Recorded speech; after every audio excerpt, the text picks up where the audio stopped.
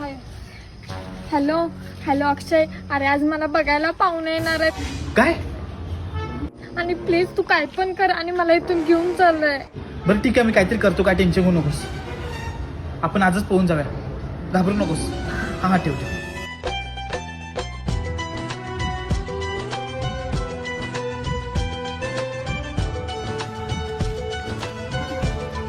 हो थांबा थांबा. काय हो? अहो तेच प्रज्ञा चोगलेंचं घर कुठं? का त्यांचं घर कशाला पाहिजे तुम्हाला? स्थळ बघायला चाललोय आमच्या मुलग्यासाठी.